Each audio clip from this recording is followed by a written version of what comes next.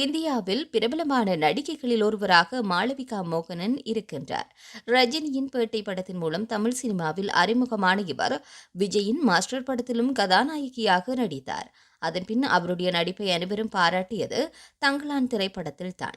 இதுவரை யாரும் பார்த்திராத மிரட்டலான நடிப்பை இந்த படத்தில் வெளிப்படுத்தி இருந்தார். மேலும் தற்போது கார்த்திக்குடன் சர்தா 2 மற்றும் பிரபாசுடன் ராஜா சாப் ஆகிய படங்களில் கதாநாயகியாக நடித்து வருகின்றார். இந்த நிலையில் மலையாள திரையுலகின் மூத்த முன்னணி நடிகராக இருக்கும் மோகன்லாலின் ஜோடியாக மாளவிகா மோகனன் நடிக்க உள்ளார் என்ற செய்தி தற்போது வெளியாகி இருக்கின்றது.